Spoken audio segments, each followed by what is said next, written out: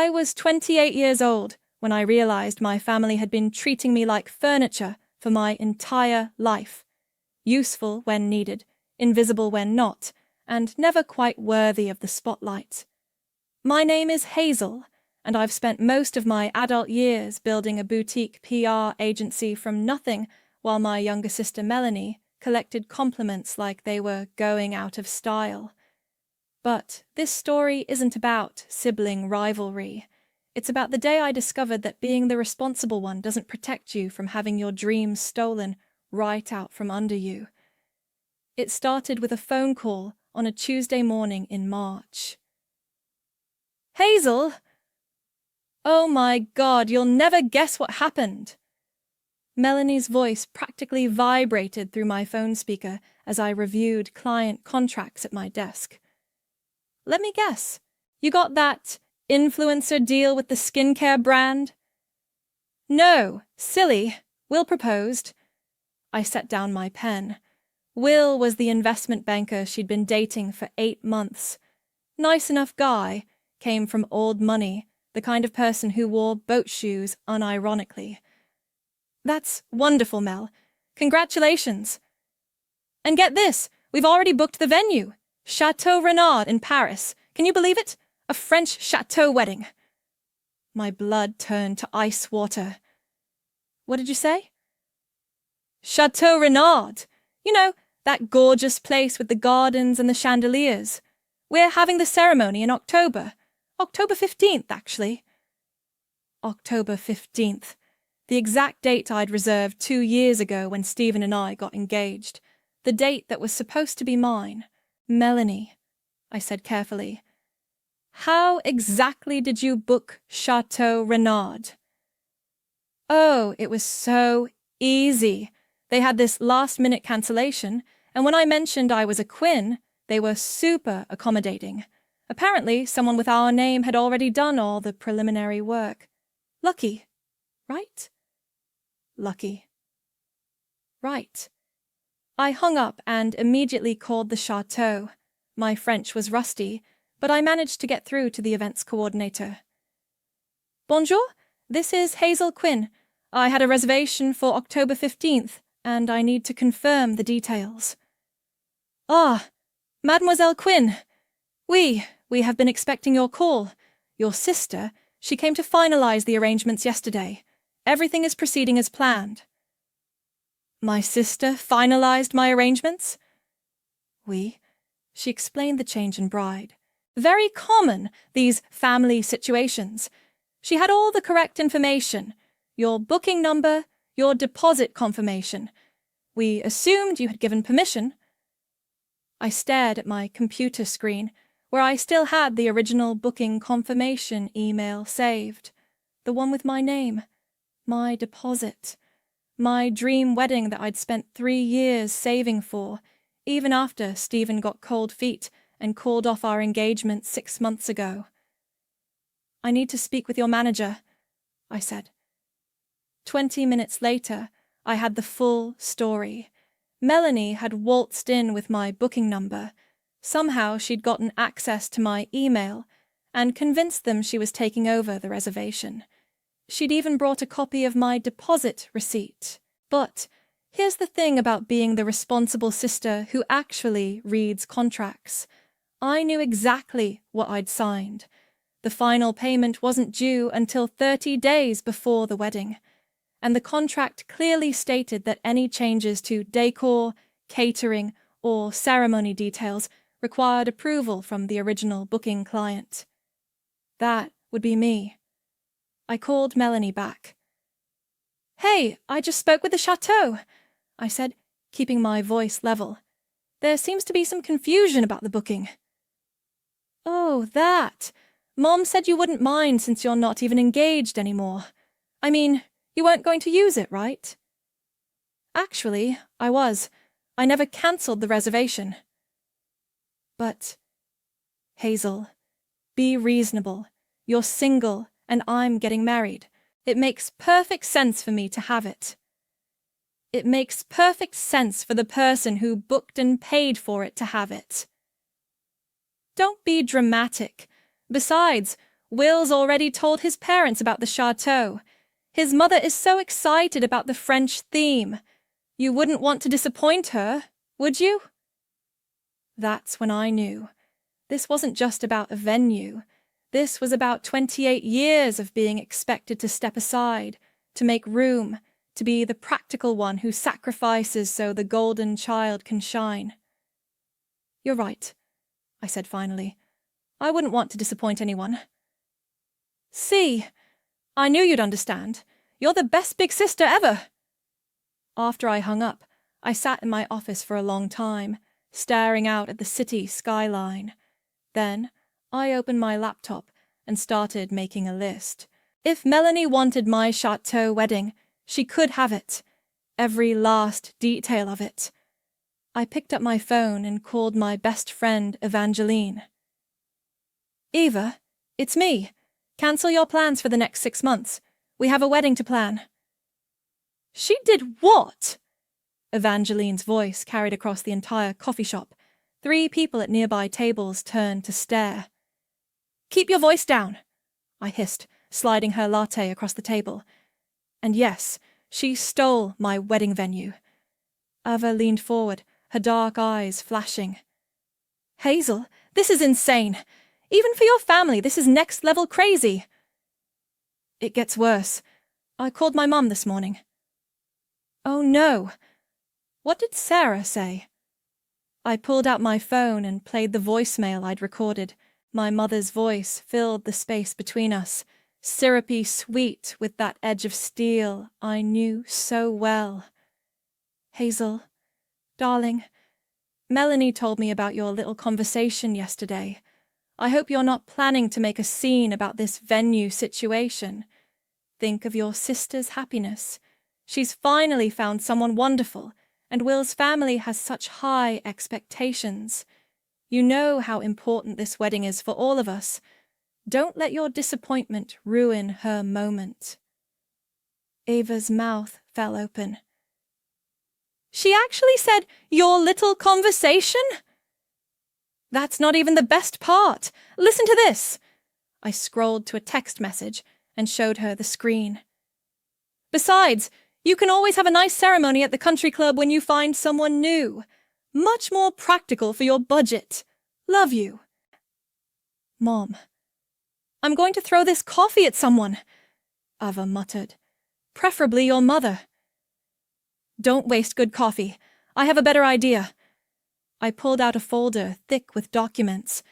Ava raised an eyebrow. "Please tell me you didn't do something illegal." "Nothing illegal. Just thorough." I spread the papers across the table.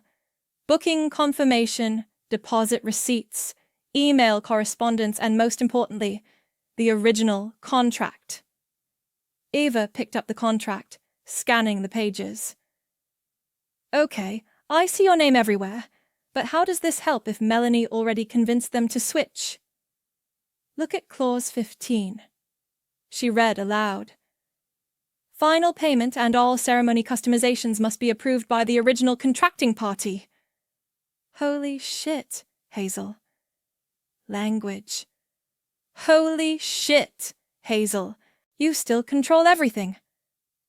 Every flower arrangement, every menu item, every single detail. The chateau can't change anything without my written approval. Ava was grinning now. "So what's the plan?" "Simple. Melanie gets her dream wedding, exactly the way I design it." "This is diabolical. I love it. But wait, what about the money? That place costs a fortune." I pulled out my business credit card, the black one reserved for major client events. "I've been saving for this wedding for 3 years. The money's there." "You're going to pay for your sister's wedding? After she stole your venue?" "I'm going to pay for my wedding. She's just going to be the one wearing the dress." Ava stared at me for a long moment. "You've changed. You know that? 6 months ago, you would have just rolled over and taken this." 6 months ago, I was still trying to be the good daughter. Turns out there's no prize for that. My phone buzzed with a text from Melanie. "Can you help with wedding planning? Mom says you're good at organizing stuff." I showed Eva the message. She snorted. "The audacity is breathtaking." "Perfect. I was hoping she'd ask." I typed back, "Of course. I'd love to help make your day special." "You're scary when you're calm like this," Eva said. "I'm not calm. I'm focused." I gathered up the papers and slid them back into the folder. "I need you to do something for me." "Name it." "Call your friend Marcus, the one who works at that fancy stationery place downtown.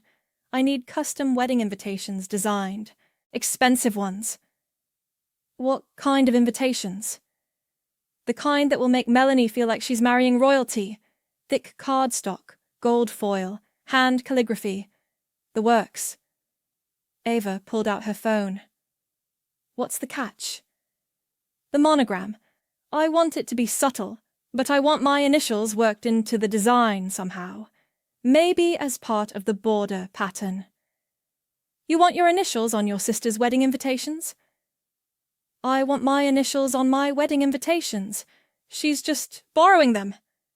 Eva was already dialing. "Marcus, it's Eva. I need a favor, and it involves making someone very sorry they messed with my best friend." While Eva talked to Marcus, I opened my laptop and started a new document. Melanie's Wedding, Master Plan. The first item on my list. Venue walkthrough. Confirm all vendor access codes and final approval rights. The second. Catering menu. Select all of Hazel's favorite dishes. The third. Floral arrangements. White peonies, Hazel's favorite, with subtle gold accents. My phone rang. The caller ID showed an international number. "Bonjour, Mademoiselle Quinn," came the familiar voice of the Chateau's events coordinator.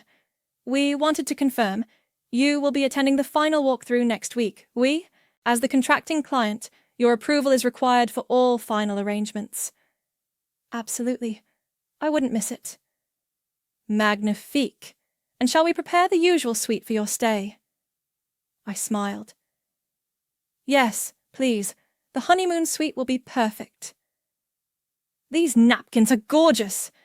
Melanie held up the cream-colored linen, running her fingers over the delicate gold embroidery. "Look at this monogram work. It's so intricate." I smiled from across the bridal shop table. "I thought you'd like them. The designer said the intertwined letters represent eternal love." "H and M." She traced the golden threads. "Perfect for Melanie and—" "Wait." She squinted at the design.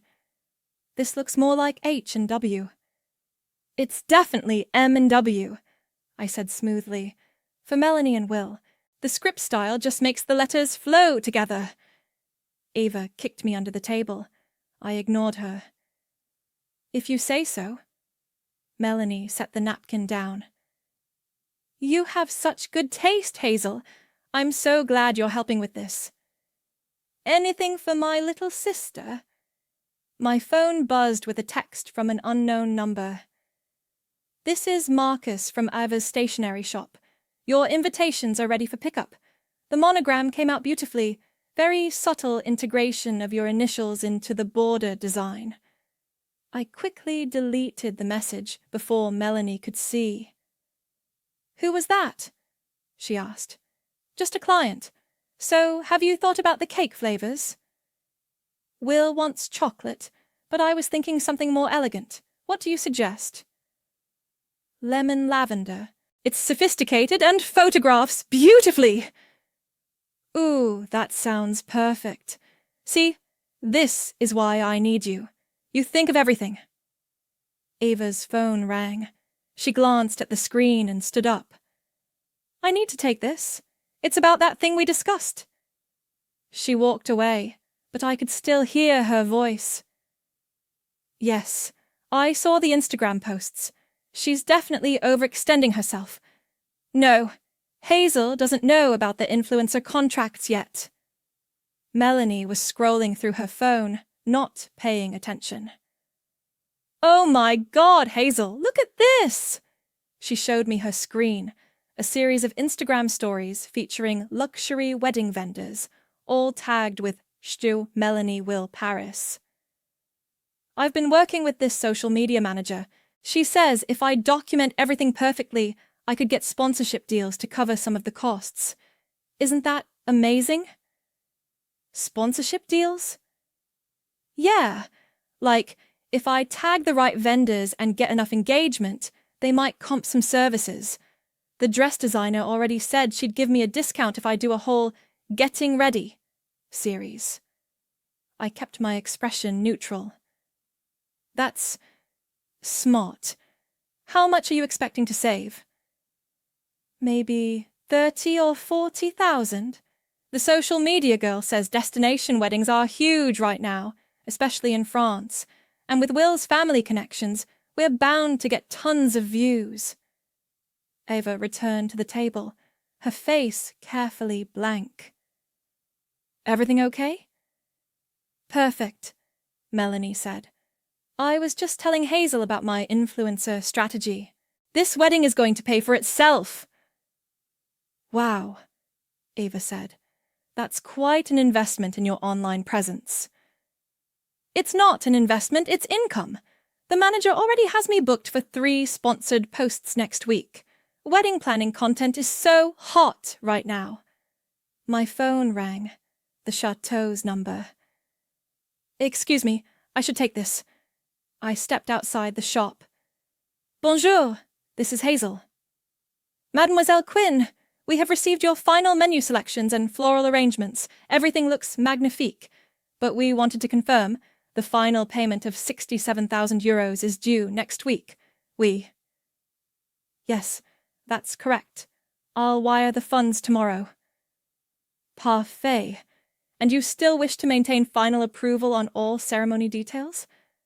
"Absolutely. No changes without my written consent." "Bien sûr. Oh, and we have a small question about the seating arrangements. Your sister mentioned she may have additional guests, some social media personalities. This would require expanding the reception space." "Any changes to guest count need my approval first. Please don't make any modifications until I review them." "Of course, mademoiselle. We understand completely." I hung up and walked back inside. Melanie was showing Eva photos of elaborate centerpieces on Pinterest. "These crystal arrangements are stunning, but they're like $800 each. Think the florist would sponsor them?" "Maybe," Ava said. "But what if they don't? Do you have a backup plan?" "Oh, I'm not worried. Will's parents said they'd help with costs, and between the sponsorships and family contributions, we'll be fine." I sat back down.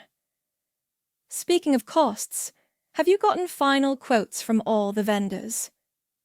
"Not yet. The Chateau coordinator said everything was handled through the original booking, so I don't need to worry about those details." "That's convenient," Eva said, shooting me a look. "I know, right? It's like everything's just falling into place. Sometimes I think the universe just wants me to have the perfect wedding." My phone buzzed with another text, this one from Stephen. "Saw Melanie's engagement announcement. Chateau Renard. Isn't that where we were going to? Can we talk?" I stared at the message for a long moment, then put my phone away. "Hazel?" Melanie was waving her hand in front of my face. "You look like you've seen a ghost." "Just tired. Wedding planning is exhausting." "Tell me about it, but it'll all be worth it. This is going to be the wedding of the century." Ava smiled sweetly. "I'm sure it will be unforgettable." Stephen was waiting at our old coffee spot when I arrived, looking exactly the same except for the new lines around his eyes. He stood when he saw me, that familiar, hesitant smile crossing his face. "Hazel, thanks for meeting me. You said it was important." I slid into the booth across from him, keeping my voice neutral. I saw the announcement about Melanie's wedding. Chateau Renard. He paused. That's our venue. Was our venue. Things change. Do they? He leaned forward, because I've been thinking about us a lot lately, about what I threw away. Stephen, don't. Just hear me out. I know I hurt you. I know I was an idiot for getting scared about marriage. But seeing that announcement, knowing she's having the wedding we planned. He ran his hands through his hair. It made me realize what I lost. You lost it 6 months ago when you decided you weren't ready for commitment. I'm not interested in being your backup plan. That's not what this is, isn't it?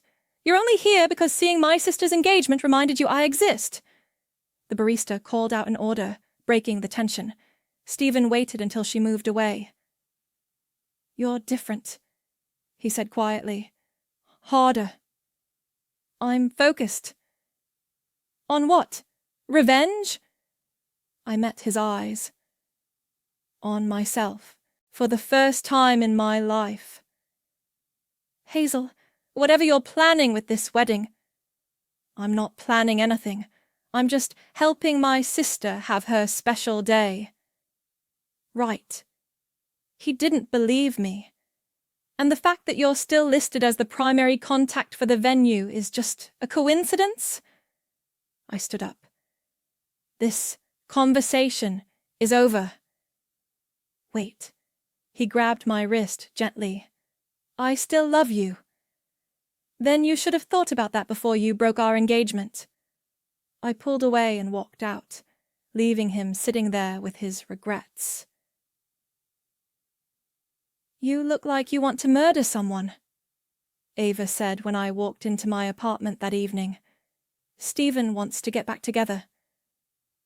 Of course he does. Men always want what they can't have.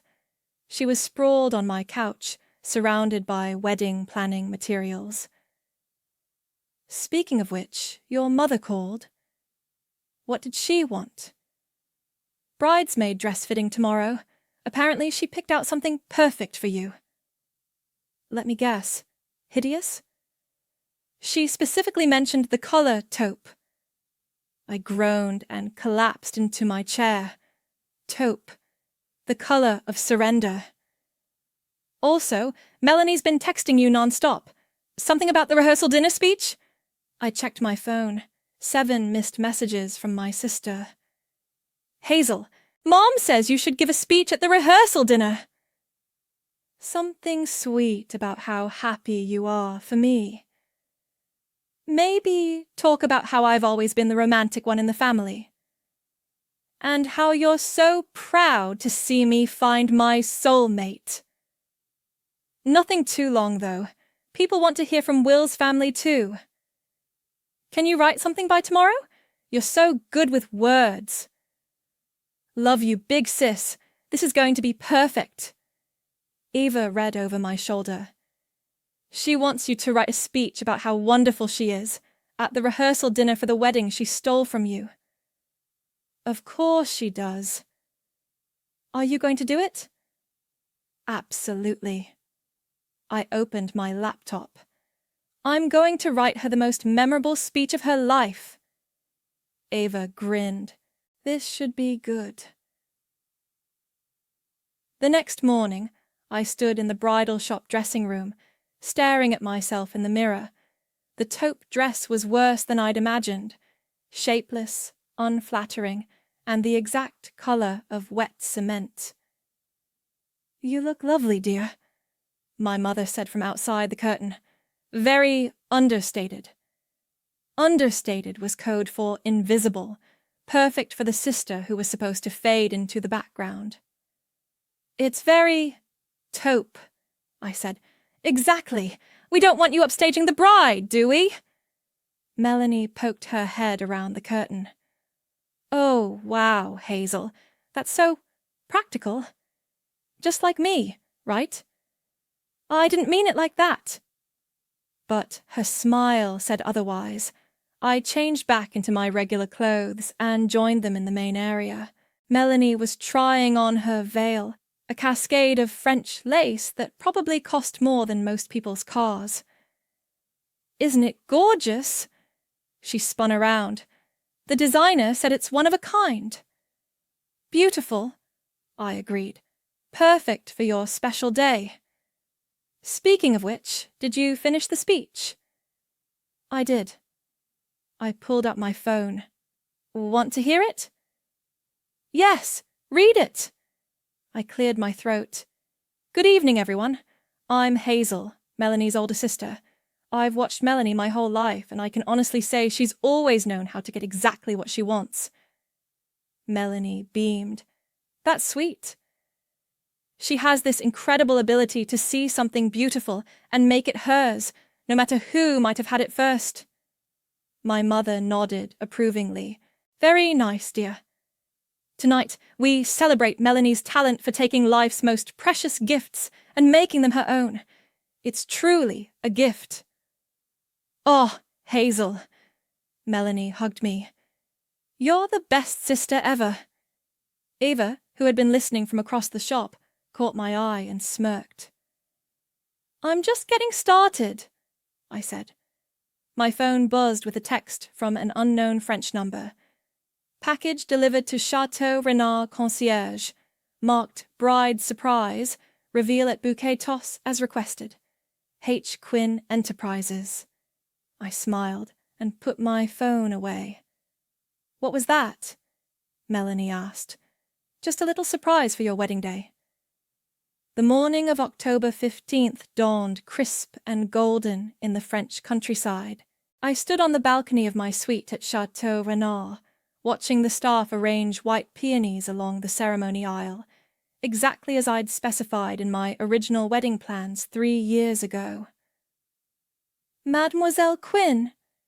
A young woman in a black uniform appeared at my door. "The florist wishes to confirm the final arrangements." "Everything looks perfect," I said. "Exactly as ordered." She smiled and hurried away. Through the chateau's ancient windows, I could see guests beginning to arrive in the courtyard below.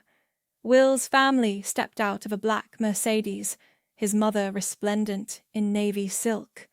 My mother emerged from a taxi, already fussing with her hair. Ava knocked and entered without waiting for an answer.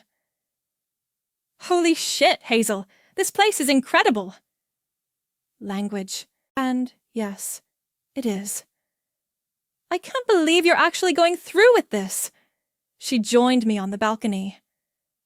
"Look at all those people down there, completely clueless about what's coming." "Nothing's coming. It's just a wedding." "Right.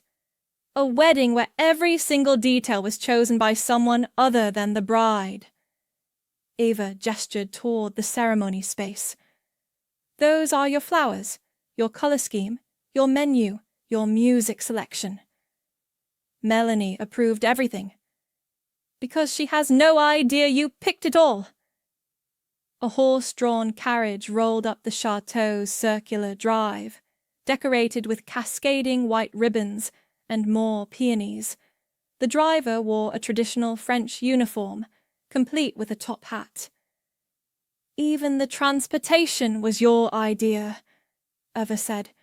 "She said she wanted fairy tale romance." I gave her fairy tale romance. My phone buzzed. Text from Melanie. "Hazel, where are you? I need help with my dress."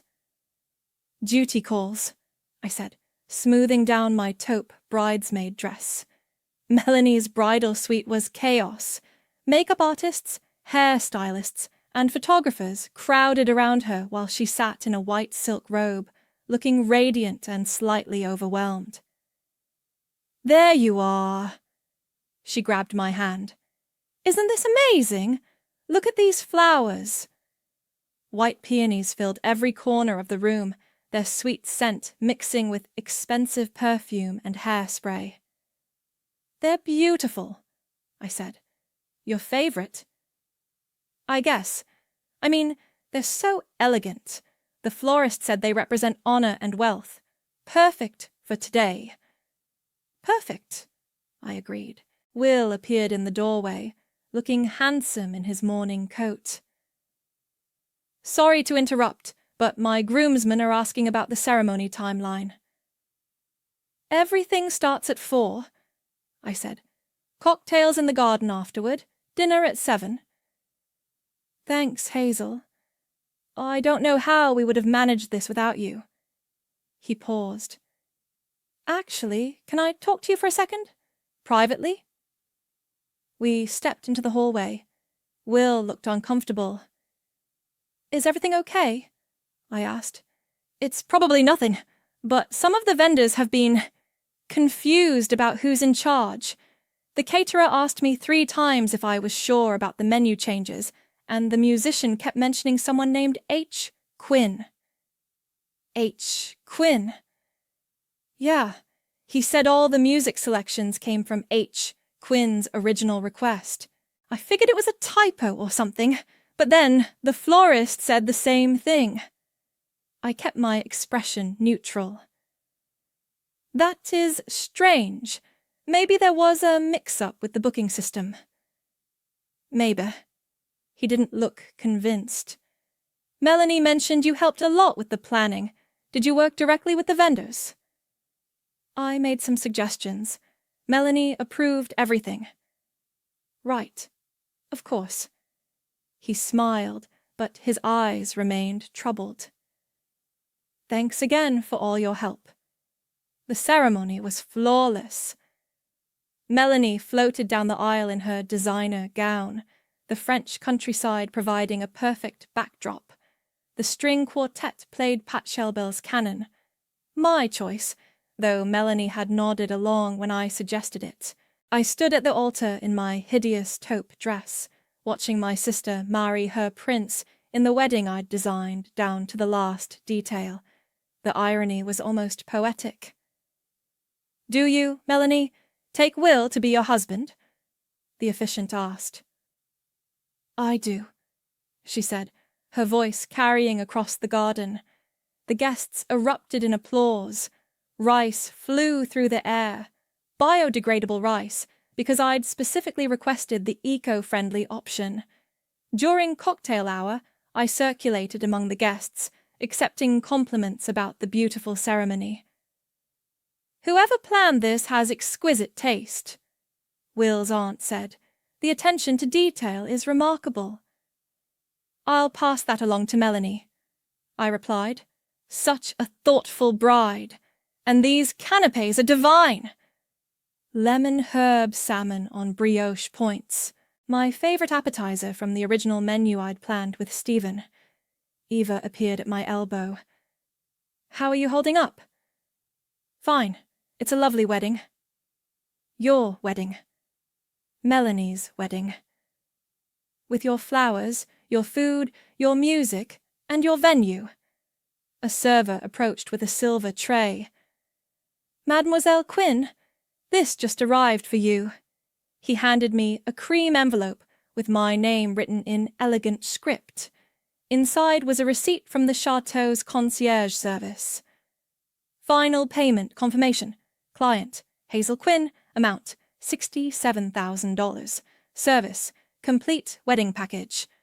Ava read over my shoulder. Oh, shit. What's wrong? Melanie appeared beside us, champagne flute in hand, looking radiant.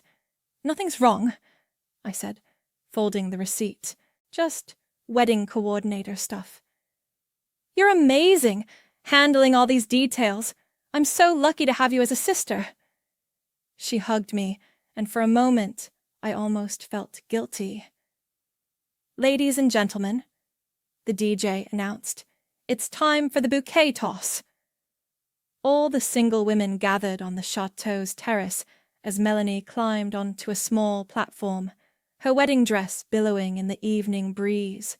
She held the bouquet high, white peonies and baby's breath tied with silk ribbon. Are you ready, ladies? She called out, grinning. I stood at the back of the group, watching Ava position herself strategically in the middle. Will's female cousins giggled and jostled for the best spots. 1, 2, 3. Melanie launched the bouquet into the air. It sailed over the reaching hands and landed squarely in Eva's arms, as planned. She caught it with theatrical surprise. "Ava!" Melanie clapped. "You're next!" The crowd cheered and began to disperse, but I noticed a man in a chateau uniform approaching the platform with a silver tray. My pulse quickened. "Excusez-moi, Mademoiselle Melanie." The maître d' spoke with a heavy French accent. "I have something for your sister." "For Hazel?" Melanie looked confused. "What is it?" "A presentation from the management for our valued client." Will stepped closer, his brow furrowed. "Valued client?" The maître d' turned toward me with a formal bow. "Mademoiselle Hazel Quinn, as the sole contracting client for Chateau Renard, we trust your experience has been magnifique." A hush fell over the nearby guests. I could hear my mother's sharp intake of breath from somewhere behind me. "What did he just say?" Will's voice cut through the silence. The maître d' lifted a cream envelope from his silver tray and extended it toward me. "Your final receipt, Mademoiselle Quinn. Everything has been completed to your specifications."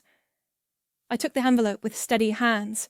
Inside was an itemized bill for $67,000, clearly marked paid in full, with my name as the client. "I don't understand," Melanie said, her voice small. "Hazel, what is this?" The crowd had gone completely quiet. 200 guests stood frozen, champagne glasses halfway to their lips, all eyes on me. Will snatched the receipt from my hands. His face went white as he read it. "This says you paid for everything. The venue, the catering, the flowers, all of it." "There must be some mistake," my mother said, pushing through the crowd. "Melanie, darling, tell them there's been a mistake." But Melanie was staring at me with dawning horror. "The booking number! You gave me the booking number!" "Actually, you took it from my email," I said calmly. "Your email?" Will's voice was getting louder. "What the hell is going on here?" Josh, Will's best man, stepped forward. "Maybe we should take this somewhere private." "No."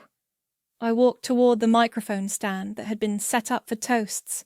"I think everyone should hear this." "Hazel, don't," my mother hissed. I tapped the microphone. The sound echoed across the terrace. "May I have everyone's attention, please?" The remaining conversations died instantly. Every face turned toward me. "I know this is unusual, but there's something I need to say." Melanie was shaking her head frantically. "Hazel, please don't do this." For those of you who don't know me, I'm Hazel, Melanie's older sister, the one in the lovely taupe dress. A few nervous chuckles rippled through the crowd. "I want to thank you all for being here today to celebrate this beautiful wedding, and I do mean beautiful. Every detail has been carefully planned and executed." Will was pulling at his collar. "Hazel, what are you doing?" "I'm giving a speech, just like Melanie asked me to." I smiled at my sister, who looked like she might faint. "You see, this venue holds special meaning for me.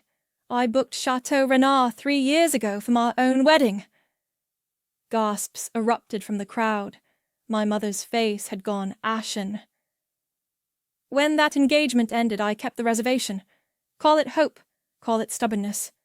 But I never cancelled." "Oh my God," someone whispered. "Imagine my surprise when my sister announced she was getting married here.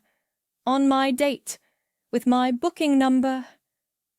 Will turned to stare at Melanie. "You said it was a last-minute cancellation." "It was!" Melanie's voice cracked. "I mean, she wasn't using it." "The beautiful thing about contracts," I continued, is that they're very specific about who has control. Every flower you see, every dish you've eaten, every song that's played tonight, I chose them all. The crowd was completely silent now. Even the staff had stopped moving.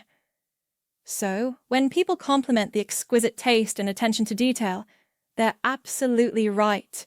This is exactly the wedding I always dreamed of. I paused, letting that sink in. The only thing I didn't plan was the bride. Melanie burst into tears. Will looked like he'd been punched in the stomach. But don't worry, I said, my voice still perfectly calm. I'm not here to ruin anyone's special day. I just wanted to make sure credit was given where credit was due. I set the microphone back in its stand and smiled at the sea of shocked faces. Now, who's ready for dinner? The menu is absolutely divine. The silence stretched for what felt like an eternity. Then Will exploded. Are you telling me this entire wedding is a lie? His voice carried across the terrace, causing several guests to step back. Not a lie, I said calmly. Just not what you thought it was. Hazel, stop this right now, my mother commanded, her face flushed with embarrassment. You're making a scene. Am I? I thought I was just clarifying some confusion about the billing. Melanie was sobbing now, mascara streaming down her cheeks. You planned this. You planned all of this. I planned a wedding, yes, a beautiful one, don't you think? Will grabbed the receipt from where he'd dropped it. 67,000 euros. You paid 67,000 euros for your sister's wedding. For my wedding, I corrected. She just happened to be wearing the dress. This is insane. Will turned to Melanie. Did you know? Did you know she was paying for everything? No, I swear I didn't know. Melanie's voice was barely audible through her tears. But you did know it was her venue, Ava said, stepping forward. You knew she had it booked first. Stay out of this, Ava, my mother snapped. Actually, no. I've watched this family treat Hazel like garbage for years, and I'm done staying quiet. Josh, Will's best man, cleared his throat. Maybe we should move this conversation somewhere private. Why? I asked. Everyone's already here. They've eaten the food, admired the flowers, enjoyed the music. They might as well know who provided it. Will's mother pushed through the crowd, her navy dress impeccable despite the chaos. William, what is happening here? Apparently, my wife's sister paid for our entire wedding without telling us. Your wife? I laughed. That's interesting, because technically, this is still my event. My name is on every contract, every vendor agreement, every service order. The maître d' appeared again, looking deeply uncomfortable. Pardonnez-moi, but there is also the matter of the honeymoon suite. What about it? Will demanded. It is reserved under Mademoiselle Hazel's name, as is the champagne service and the late checkout tomorrow. Melanie's sobs grew louder. Hazel, please, I'm begging you, don't do this. Do what? I'm not doing anything. I'm just standing here in my lovely taupe dress, watching everyone enjoy the party I threw. You're destroying my marriage. Your marriage? I tilted my head. Interesting choice of words, because last I checked, the person who books and pays for a wedding typically gets to decide what kind of event it is. Will was pacing now, running his hands through his hair. This is crazy. This is absolutely crazy. What's crazy, Eva said, is stealing someone's wedding venue and then acting shocked when they don't just roll over and take it. I didn't steal anything, Melanie screamed. She wasn't even engaged anymore. So, that made it yours by default? My mother stepped between us. Enough! Hazel, you've made your point. Now stop this nonsense and let your sister enjoy her wedding day. Her wedding day? I pulled out my phone and showed her the screen. This is a text from the chateau's concierge. Would you like me to read it? Hazel, don't, Melanie whispered. Mademoiselle Quinn, as requested, we have prepared the master suite for your stay. All amenities have been charged to your account, including the couple's massage tomorrow morning and the private breakfast service. Will stopped pacing. Couple's massage? Oh, yes. I booked all the honeymoon extras. Spa treatments, private dinners, even a hot air balloon ride over the Loire Valley. All under my name, of course. Cancel them, Will said through gritted teeth. Cancel all of it. I can't do that. What do you mean you can't? I mean the contracts are non-refundable. The money's already been spent. I smiled sweetly. But don't worry. I'm sure you and Melanie will find somewhere else to spend your wedding night. The crowd had been watching this exchange like a tennis match. Now murmurs started spreading through the guests. Did she really pay for everything? The sister planned the whole wedding. This is better than reality TV. Will's father stepped forward, his face grim. Son, I think we need to discuss this privately. No, Will said, his voice hollow. I think we need to discuss this right here, in front of everyone, since that seems to be how this family handles things. He turned to Melanie. Did you know this was her venue when you booked it? Melanie nodded miserably. Did you know she had paid deposits? Another nod. Did you care? I thought she'd understand. She's always been the practical one. I thought she'd want me to be happy. At her expense? She wasn't using it. Will stared at his new wife for a long moment. Then he pulled off his wedding ring and set it on the nearest table. I can't do this, he said quietly. I can't be married to someone who would do this to her own sister. Will, no! Melanie lunged for him, but he stepped back. The marriage is over, Melanie, before it even started. He walked away, his groomsmen following. The crowd parted like the Red Sea. I picked up the bouquet Ava had caught and walked over to my sobbing sister. Here, I said, holding it out to her. You always did like getting things that belonged to other people. The chateau's staff began quietly clearing tables as guests filtered away in uncomfortable clusters, whispering among themselves. Will's family left without a word, their black Mercedes disappearing down the tree-lined drive. My mother stood frozen in the middle of the terrace, staring at me like I'd grown a second head. Are you happy now? She finally asked. You've ruined everything. I didn't ruin anything, Mom. I just stopped pretending. Your sister is heartbroken. My sister stole my wedding and got caught. There's a difference. Melanie sat crumpled on the platform steps, still in her designer gown, mascara streaking her face. Ava approached her cautiously. Melanie, do you need help getting out of that dress? Don't touch me, Melanie snapped. This is all your fault, too. You helped her. Actually, I just watched her help herself for once. The maître d' appeared beside me with a clipboard. Mademoiselle Quinn, we have prepared your suite as requested. Will there be anything else you need this evening? Just the usual turn-down service, thank you. Of course, and tomorrow's breakfast will be served on the private terrace at 9. My mother's eyes widened. You're staying? After what you've done? I paid for the honeymoon suite. I'm going to use it. This is sick, Hazel. Even for you, this is sick. What sick is expecting me to smile and play along while my family treats me like a doormat? Melanie looked up from the steps, her face blotchy and swollen. I hate you. I will never forgive you for this.